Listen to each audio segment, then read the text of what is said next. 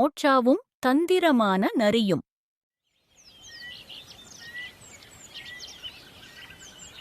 அது ஒரு இலை உதிர்காலம். காட்டிலுள்ள மரங்கள் எல்லாம் குளிர்காலத்தை சந்திக்க தயாராகிக் கொண்டிருந்தன.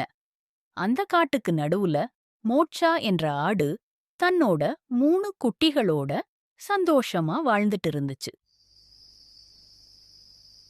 ஜிம்மி, ஜானி, ஜெஸ்ஸி, குளிர்காலத்துக்கு தேவையான சில மூலிகைகளை சேகரிக்கிறதுக்காக நான் நாளைக்கு காலையிலேயே கிளம்பிடுவேன். சாயங்காலம் அம்மா வர்ற வரைக்கும் நீங்கள் சண்டை போடாமல் இருக்கணும். அம்மா, வீட்டில் எங்களுக்கு ரொம்ப போர் அடிக்குமா. நாங்களும் உங்கள் கூட வர்றோம்மா. காட்டில் ரொம்ப வலிமையான மிருகங்கள் இருக்கும். உங்களை மாதிரி சின்ன பசங்க வீட்டுக்குள்ளே இருக்கிறது தான் பாதுகாப்பு. அம்மா, எனக்கு கிரேப் சாப்பிடணும் போல ஆசையா இருக்குமா. ஜெசிமா, இலையுதிர் காலம் ஆரம்பிச்சிட்டதால கிரேப்ஸ் கிடைக்கிறது கொஞ்சம் கஷ்டம்தான். நம்ம காட்டோட தென்முனையில் ஒரு திராட்சை தோட்டம் இருந்துச்சு. எனக்கு நேரம் இருந்தால் நாளைக்கு அங்கே போய் பார்க்குறேன்.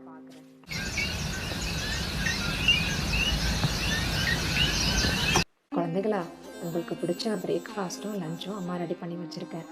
சாப்பிட்டுக்கிட்டு வீட்டுக்குள்ளேயே இருந்துக்கோங்க. டோரை சாத்துறதுக்கு மறந்துடாதீங்க. டோரை கவனமாக லாக் பண்ணிடுங்க. அம்மா சாயங்காலம் வந்துடுவேன். பாயம்மா, பார்த்து போயிட்டு வாங்க.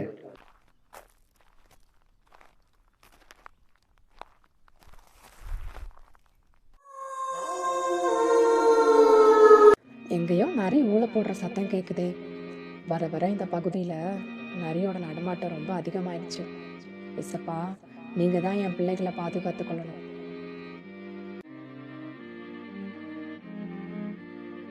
ஜெஸ்ஸி வேற ரொம்ப ஆசையாக திராட்சை பழம் கேட்டா.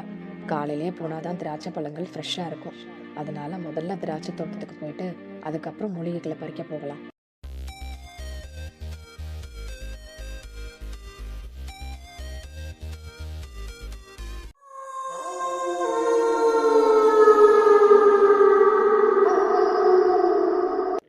முன்னாடியெல்லாம் டெய்லி காலையில் டீ தான் குடிப்பீங்க.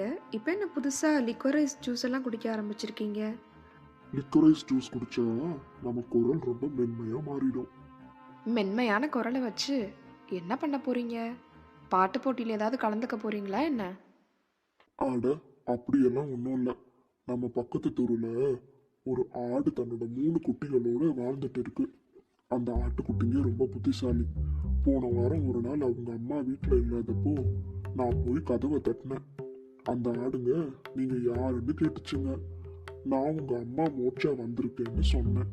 அதுக்கு அந்த ஆடுங்க, நீ எங்க அம்மாவே கிடையாது, எங்க அம்மாவோட வாய்ஸ் ரொம்ப சாஃப்டா இருக்கும்னு சொல்லிடுச்சுங்க. அந்த ஆடுங்களை ஏமாத்துறதுக்காக தான் இப்ப லிக்வரைஸ் ஜூஸ் குடிச்சுக்கிட்டு இருக்கேன். ஓ, மோச்சாவை எனக்கு நல்லா தெரியும். அதோட 3 குட்டிகளும் நல்லா கொள்ளு கொள்ளுன்னு இருக்கோங்க. அந்த குட்டிகளை பார்க்கும்போது நாக்கில் எச்சு ஊறும். இன்னைக்கு காலையில் கூட நான் வாக்கிங் போகும்போது மோச்சாவை பார்த்தேன். கையில் கூட எடுத்துக்கிட்டு காட்டோட தென் பக்கமாக போய்கிட்டு இருந்துச்சு. என்னது, மோட்சா வீட்டுல இல்லையா? இத நீ முதல்லயே என்கிட்ட சொல்லியிருக்கலாமே. இந்த தருணத்துக்காக தான் நான் ரொம்ப நாளா காத்துக்கிட்டு இருக்கேன். இன்னைக்கு ராத்திரி சுவையான ஆட்டுக்காரி சாப்பாடு தான்.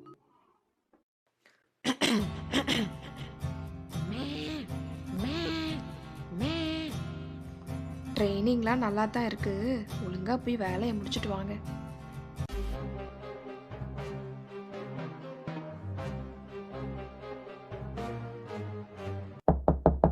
அண்ணா, யாரோ கதவை தட்டுற மாதிரி இருக்கு. யாருன்னு போய் பாருண்ணா. இந்த நேரத்தில் யார் வந்திருக்காங்கன்னு தெரியலையே. அம்மா சாயங்காலம் தான் வருவேன்னு சொன்னாங்க. குழந்தைகளா, என்ன பண்ணிக்கிட்டு இருக்கீங்க? கொஞ்சம் சீக்கிரம் கதவை திறங்கப்பா. அண்ணா, அம்மா தான் வந்திருக்காங்கன்னு நினைக்கிறேன். போய் கதவை தரண்ணா.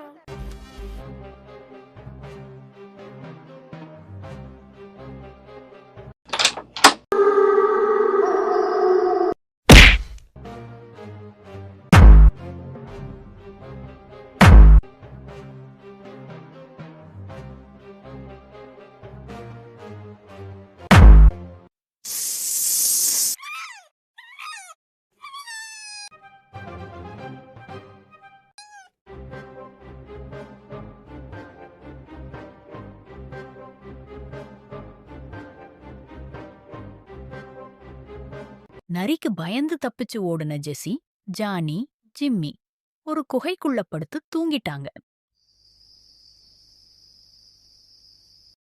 டே ஜிம்மி, அந்த நரி நம்மளை நல்லா ஏமாத்திருச்சுடா. ஆமாம் ஜானி, அந்த நரி பேசினதை கேட்கும்போது அம்மா குரல் மாதிரியே இருந்துச்சு. அதனால தான் நான் கதவை திறந்தேன். என்னை மன்னிச்சுக்கோண்ணா, நானும் உன்னை யோசிக்க விடாம அவசரப்படுத்திட்டேன். உன் மேலே தப்பு ஒன்றும் இல்லை ஜெசி. அந்த நரி தான் நம்மளை ரொம்ப தந்திரமாக ஏமாத்திருச்சு. ஜெஸ்ஸி, நீ மட்டும் சரியான நேரத்தில் பெப்பர் ஸ்ப்ரே அடிக்கலைன்னா இந்நேரம் நம்ம உயிரோட இருந்திருப்போமானே தெரியாது. ஏசப்பாக்கு தான் நம்ம நன்றி சொல்லணும். எனக்கு பயமா இருக்கு. நான் அம்மா கிட்ட போகணும். எனக்கு பசிக்குது. எனக்கு ஏதாவது சாப்பிட வேணும். ஜெசி, நம்ம இதுக்கெல்லாம் பயப்படக்கூடாது. போன வாரம் தானே மம்மி ஒரு வசனம் சொல்லி கொடுத்தாங்க. நான் மரண இருளின் பள்ளத்தாக்கில் நடந்தாலும் பொல்லாப்புக்கு பயப்படேன், தேவரீர் என்னோடு கூட இருக்கிறீர். நம்ம மரண இருளின் பள்ளத்தாக்கில் நடந்தாலும் நம்ம மம்மி வேணா இப்போ நம்ம கூட இல்லாமல் இருக்கலாம். ஆனால் ஏசப்பா நம்ம கூட தான் இருக்காங்க. அதனால நம்ம பயப்படவே கூடாது. ஜிம்மி, ஜெஸ்ஸி, நம்ம ஒன்று பண்ணலாம். முழங்கால் படிக்கிட்டு நம்ம ஏசப்பாவை நோக்கி ப்ரேயர் பண்ணலாம். கட்டாயமாக ஏசப்பா நம்மளை இந்த சூழலிலிருந்து விடுதலை பண்ணுவாங்க. சிங்க குட்டிகள் பட்டினி கிடக்கும், ஆண்டவரை தேடுவோர்க்கு குறை இல்லையே. சிங்க குட்டிகள் பட்டினி கிடக்கும், ஆண்டவரை தேடுவோர்க்கு குறை இல்லையே. என்னது, காட்டுக்கு நடுவில் நம்ம குழந்தைங்க பாடுற சத்தம் கேட்குதே. என்னன்னு போய் பார்க்கலாம். ஏசப்பா, இந்த நாளுக்காக நன்றி. இந்த நாளிலும் எங்களுக்கு நடந்த ஆபத்திலிருந்து எங்களை பாதுகாத்து கொண்டீங்களே, நன்றி ஏசப்பா. இந்த நேரத்தில் நாங்கள் எப்படியாவது எங்கள் அம்மாவை கண்டுபிடிக்க எங்களுக்கு உதவி செய்யுங்க. இந்த காட்டுக்கு நடுவில் நாங்கள் பயப்படாமல் இருக்க உதவி செய்யுங்க. எங்களை பாதுகாத்துக்கோங்க.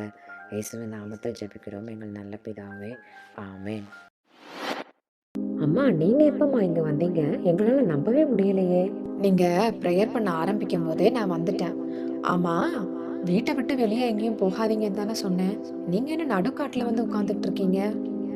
அம்மா, நம்ம காட்டுல ஒரு தந்திரமான நரி இருக்குல்ல, அந்த நரி வந்து உங்களை மாதிரியே பேசிச்சா. நாங்களும் நீங்க தான் வந்திருக்கீங்கன்னு அவசரப்பட்டு கதவை திறந்துட்டோமா. உள்ளே வந்தோன்னே அது எங்கள் எல்லாரையும் அட்டாக் பண்ண பார்த்துச்சு. ஜெஸ்ஸி புத்திசாலித்தனமாக யோசிச்சு பெப்பர் ஸ்ப்ரே அடித்தனால நாங்கள்லாம் எஸ்கேப் ஆகிட்டோம். அது இன்னும் வீட்டுக்குள்ளே தாம்மா இருக்குது.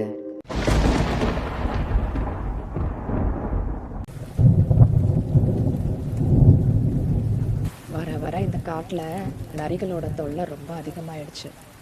இன்னைக்கு ராத்திரி நல்லா மழை பெய்யும்னு நினைக்கிறேன். நம்ம இங்கே தங்குறது நமக்கு பாதுகாப்பு கிடையாது. வாங்க நம்ம வீட்டுக்கே போகலாம். எனக்கு பயமாக இருக்குமா, நான் வரல. ஒருவேளை மறுபடியும் அந்த நரி நம்ம எல்லாரையும் தாக்கிடுச்சுன்னா நம்ம என்ன பண்ணுறதுமா? இப்போவே நல்லா இருட்ட ஆரம்பிச்சிருச்சு. இன்னும் கொஞ்ச நேரத்தில் கொடிய மிருகங்கள் எல்லாம் இந்த இடத்துல நடமாடும். அதனால் நம்ம இங்கே இருக்கிறது நமக்கு பாதுகாப்பு கிடையாது. முதல்ல நம்ம வீட்டுக்கு போவோம். அங்கே நரி இருக்குதா என்னன்னு பார்க்கலாம். அதுக்கப்புறம் என்ன பண்ணுறதுன்னு முடிவு பண்ணலாம் ஜிம்மி. நீங்கள் சொல்கிறதும் கரெக்டு தாம்மா. நீங்கள் சொன்ன மாதிரியே நம்ம வீட்டுக்கு போய் பார்க்கலாம்.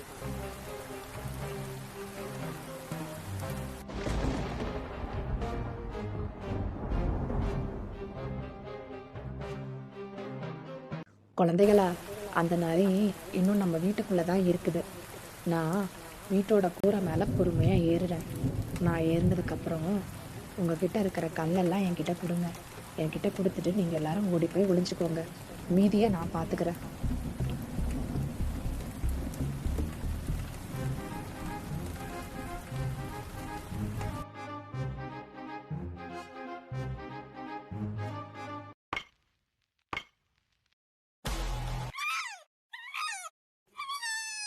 இது ஒரு சாதாரணமான இடம்னு நினைச்சேன். ஆனா இது அதிபயங்கரமான இடமா இருக்கு. இன்னும் கொஞ்ச நேரம் நான் அங்க இருந்தா என் உயிருக்கே ஆபத்து வந்துடும். சீக்கிரமா வீட்டுக்கு ஓடி போறதுதான் நல்லது.